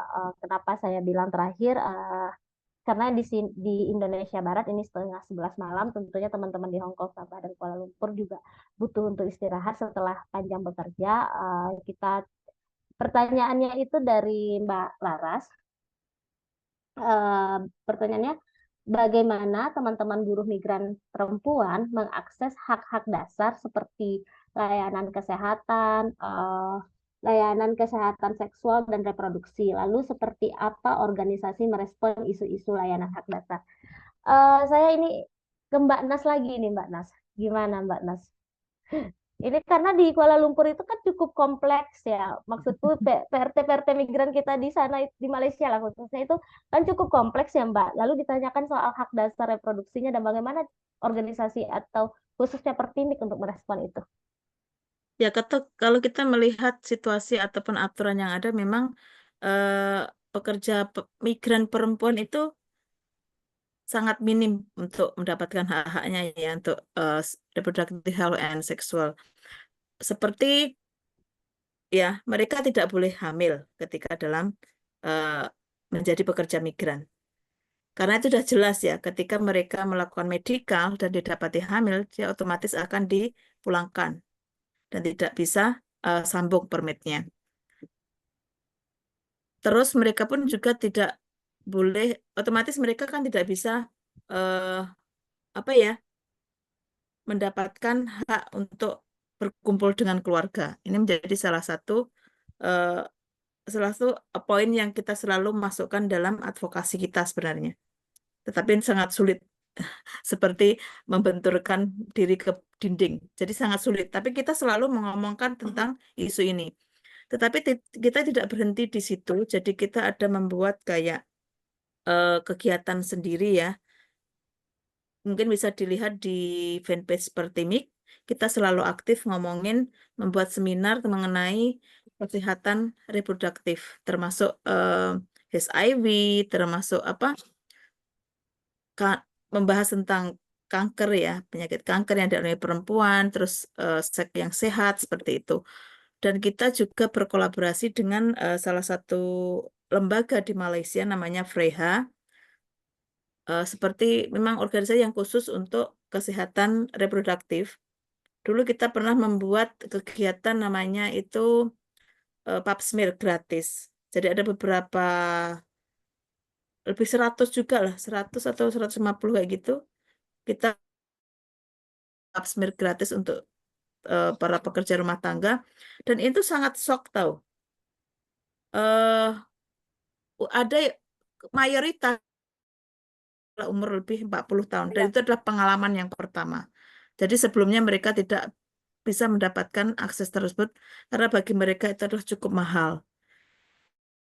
Membantu dan kita walaupun dana itu terbatas tapi kita selalu memberikan pemahaman bahwa itu adalah kita koordinasi dengan Freha, dia memberikan tes tersebut dengan biaya yang murah di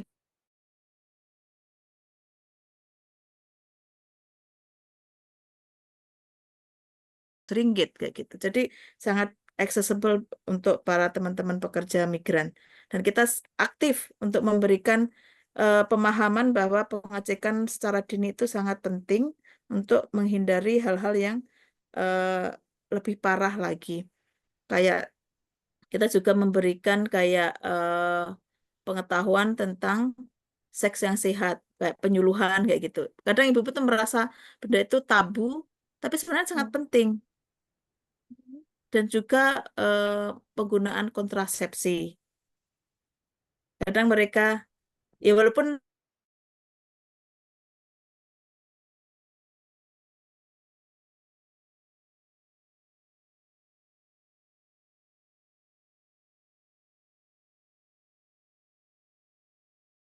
Jadi memang apa gitu ya teman-teman Pertimik terus mensosialisasikan terkait dengan hak reproduksi perempuan, kesehatan perempuan, dan justru juga bekerja sama dengan salah satu NGO ya Mbak Reha untuk memberikan apa layanan pasmir gitu. Dan apakah sampai detik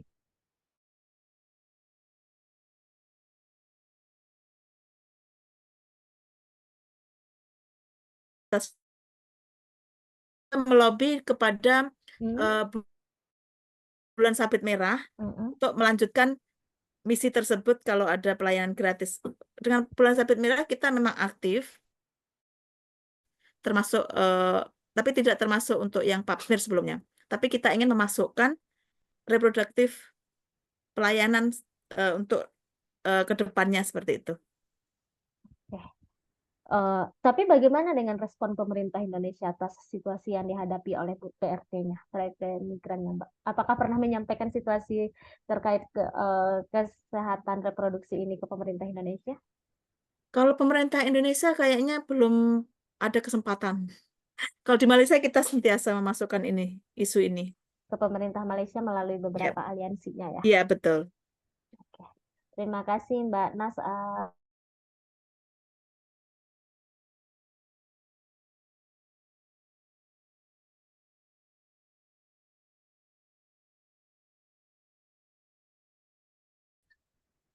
Kalau di Hong Kong sementara kan majikan diwajibkan untuk membelikan asuransi ya. Jadi kita bisa menggunakan ketika kita sakit bisa langsung ke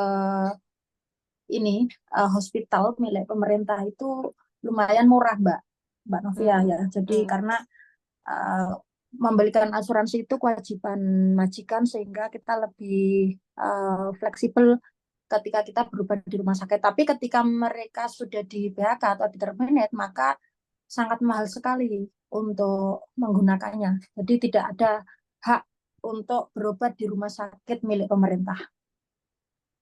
Jadi hak itu sebatas bagi mereka yang masih bekerja gitu, Mbak? Yang masih punya majikan. Yang masih punya majikan. Lalu apa permasalahan terkait kesehatan reproduksi kalau di Hong Kong? Kalau tadi kan salah satu yang disampaikan Mbak Nas adalah terkait pelarangan hamil. Apakah hal yang sama juga berlaku di Hong Kong? Sebenarnya untuk masalah kontrasepsi itu sejak dari Indonesia ya, sejak kita akan diberangkatkan itu sudah menjadi permasalahan tersendiri untuk calon PRT di Hong Kong juga ya. Jadi ini sampai saat ini bahkan ketika kita hamil di sini, maka tidak menutup kemungkinan majikan juga akan mem-PHK kita. Begitu. Tapi permasalahannya sudah dari negara, sudah Dari dari negara Indonesianya ya, Mbak. Dan dari negara apakah pengirim. permasalahan ini juga pernah disampaikan, misalnya kalau tadi kan Mbak Nas dia bilang cukup aktif dalam memperjuangkan hak-hak itu, tapi disuarakannya ke pemerintah Malaysia. Lalu apakah kan kalau di Hong Kong tadi cukup baik ya, walaupun misalnya untuk mereka yang di PHK atau di intermediate itu pada akhirnya tidak lagi bisa mengakses fasilitas itu ke rumah sakit pemerintah ya. Tapi bagaimana dengan respon pemerintah Indonesia? Apakah itu pernah disampaikan? Kita sering menyampaikan baik lewat dialog atau aksi piket ataupun lewat petisi ya. Tapi sampai saat ini untuk masalah kesehatan itu mereka bilang bahwa itu adalah tanggung jawab di negara penempatan ya. Dan itu yang sering dikatakan oleh KJRI kita. Berarti belum ada perhatian khusus juga ya terkait hal Belum itu. ada Justru sampai saat ini, melemparkannya belum ke ada. negara penempatan ya, Mbak. Sampai saat ini belum ada. Ya, semoga ke depannya ini setelah dialog ini semoga ke depannya hal tersebut menjadi perhatian juga bagi negara kita gitu ya, bagi pemerintah Indonesia, bahwa itu adalah merupakan hak yang seharusnya juga tidak boleh dilarang. Gitu ya Mbak Nas dan Mbak Rosida. Saya ke Mbak Evi. Mbak Evi ini juga dari Mekar Inisiatif. Saya juga ingin mendengar pertanyaan yang sama disampaikan ke Mekar Inisiatif, lalu bagaimana cerita-cerita Mbak Evi yang ingin dibagikan ke kita semua. Silahkan Mbak Evi. Halo Mbak Evi.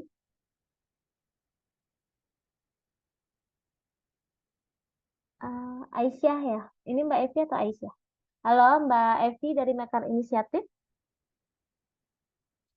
Atau Mbak Emma? Halo kawan-kawan. Mbak Elvi maksud saya. Dari Mekar Inisiatif atau Mbak Emma? Halo, selamat malam. Saya Elvi dari Mekar Inisiatif. Sorry lambat sedikit tadi. Di sini saya mau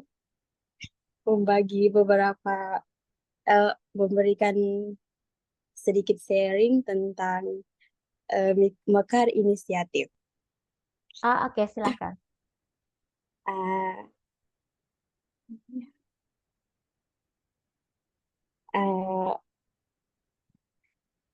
Gimana ya? Aduh, banyak sekali ceritanya ini. Masih bingung mau cerita dari mana.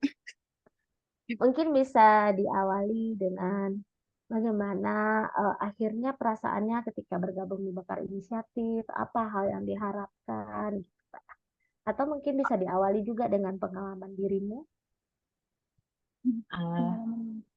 Kalau dari pengalaman saya, semenjak saya bergabung dengan Mekar Inisiatif, saya rasa di situ saya bisa mendapatkan banyak cerita, ilmu, serta pengalaman daripada teman-teman yang berada dalam kelompok Mekar Inisiatif. Selain itu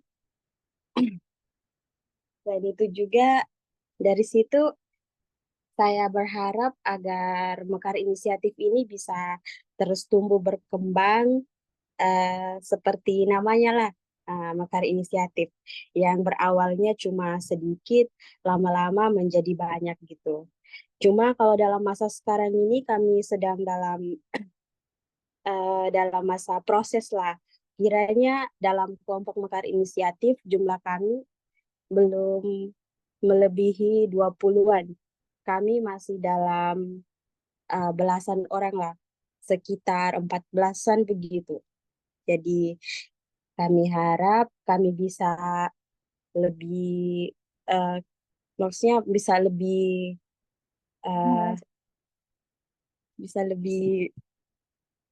berkembang lagi bersama, tumbuh bersama, dan bisa dan bisa juga saling membantu satu sama lain. Terus kami juga berharap agar kami bisa sering melakukan komunikasi bersama dengan para pekerja yang ada di Semenanjung, terkhususnya Pertimik. Nah, misalnya macam bisa sering-sering lah Zoom begini, cerita, berbagi pengalaman, satu sama lain. Intinya kayak senang aja bisa bergabung sama Mekar.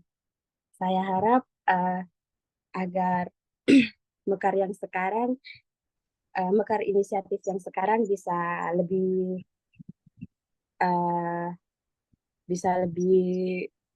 berkembang lagi lah, supaya bisa banyak bisa lebih dikenal lagi dengan orang ramai yang ada di luar sana.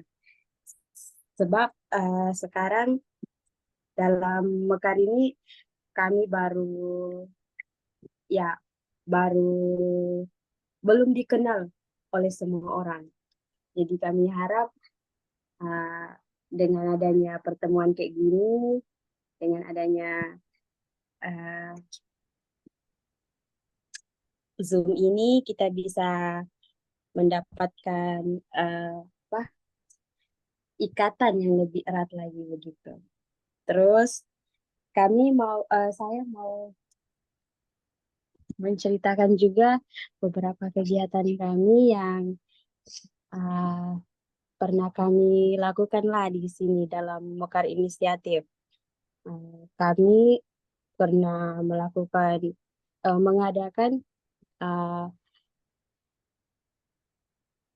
pemeriksaan kesehatan untuk wanita lah, terkhususnya kepada wanita, tentang kanker rahim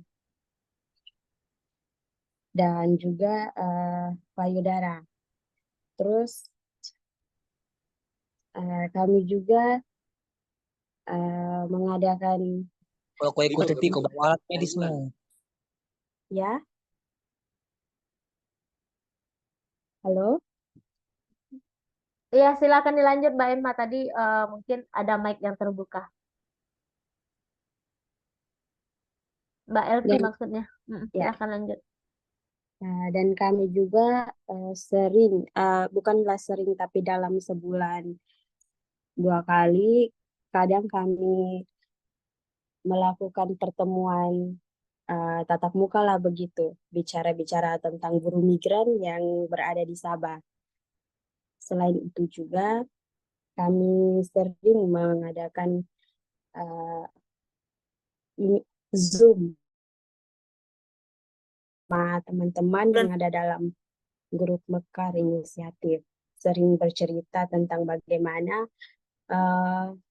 perkembangan kami agar kami bisa membangun bersama supaya bisa lebih maju lagi untuk ke depannya. Selain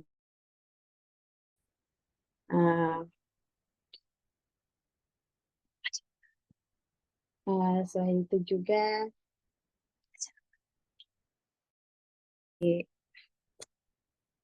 mengadakan selain itu juga kami mengadakan kunjungan kepada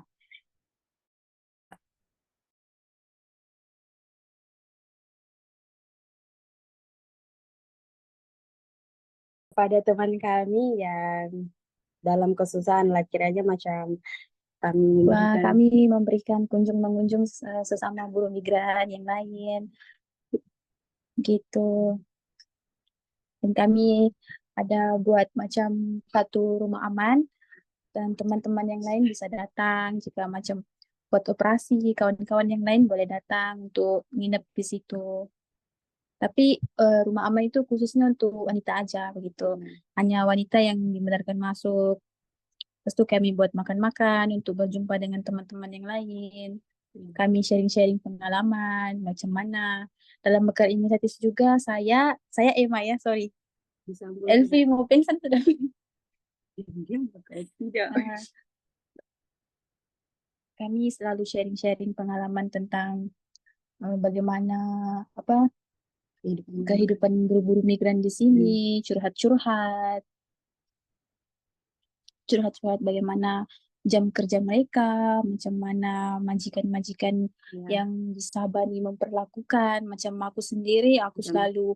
selalu overtime work, tapi undang-undang sekarang kan 1 hari 8 jam bekerja. Macam saya dipekerjakan 12 jam sehari dan tidak diberikan duit tambahan lah, gaji OT lah begitu. Dan disuruh melakukan kerja-kerja yang berat lah, yang macam yang wanita nih nggak mampu sebenarnya, tapi dengan ke kondisi begitu sebagai seorang perantau mau tidak mau harus melakukan kerja-kerja yang berat itu gitu. Nah, sambung Elvi. Ada lagi ke Elvi? Dan saya juga sebagai pekerja buruh migran, saya rasa macam kadang tidak selesa juga lah dengan pekerjaan saya yang sekarang. Bukannya tidak selesa dengan pekerjaannya, tapi tidak selesa dengan jam kerjanya. Saya bekerja dalam sehari 24 jam. Ya, 24 jam dari pagi sampai malam baru saya menyelesaikan pekerjaannya, cuma mendapatkan gaji yang tidak sesuai lah dengan jam 600 kerja. ringgit. Ya, yang tidak sesuai dengan jam kerja. Di situ saya rasa memang saya macam tidak bisa lah kalau kayak gini terus. Tapi apa boleh buat, susah sekarang mau cari kerja yang bisa menjamin gajinya lebih besar daripada jam kerjanya, begitu. Terima kasih Mbak Emma, Mbak Evi atas sharingnya. Maaf untuk memotong, mengingat teman-teman di Hongkong sekarang sudah jam 12 malam begitu ya. Ini sudah cukup malam. Teman-teman yang tadi bekerja tentunya butuh istirahat. Ini sesi terakhir. Mungkin bisa dari 3 pembahas menyampaikan closing statement-nya masing-masing, tidak kurang 2 menit per orang. Silakan dimulai dari Mbak Nas, closing statement-nya apa harapannya untuk kedepannya. Silakan Mbak.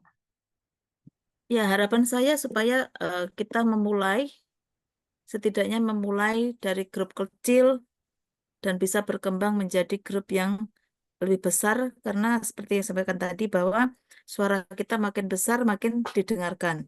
Jadi harus semangat dan sentiasa jangan pantang menyerah, karena seperti sharing kita tadi bahwa banyak sekali kesulitan ataupun hambatan-hambatan yang akan datang, ataupun walaupun sudah datang kita hadapi, nanti akan datang juga. Jadi itu adalah sebagai lumrah yang harus kita lakukan, harus tetap semangat, dan kegiatan seperti ini harus kita sering adakan ya, supaya saling menyemangati.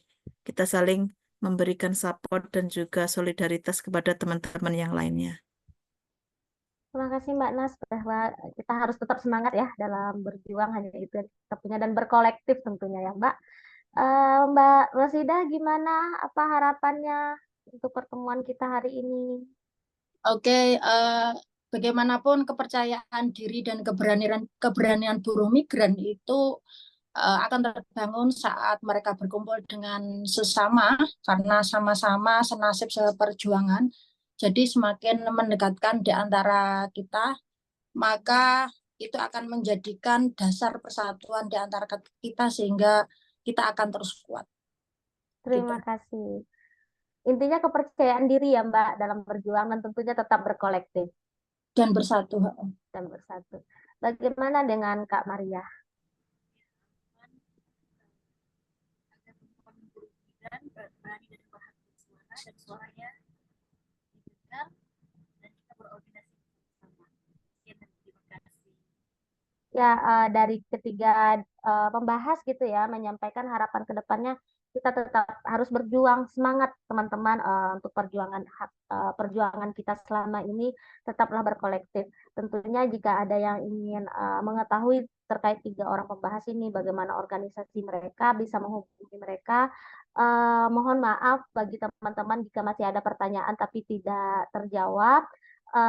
Terima kasih untuk teman-teman yang hadir. Setidaknya tadi saya melihat paling banyak itu tadi 93 orang. Terima kasih kawan-kawan sudah meluangkan waktunya di malam hari ini di tengah-tengah jam istirahat dari pekerjaannya. Terima kasih sudah menghadiri diskusi kita pada malam hari ini. Sampai jumpa pada kongsi cerita selanjutnya, yaitu kongsi cerita 3 dari Koalisi Buruh Migran Berdaulat, tentunya dengan tema-tema yang lebih menarik dan pembahas yang juga menarik gitu ya untuk menyampaikan tema-tema diskusi selanjutnya. Saya Novia Sari, mohon maaf atas kesalahannya. Sampai jumpa. Selamat malam. Oke, assalamualaikum. Malam, terima kasih Assalamualaikum. semuanya. Assalamualaikum.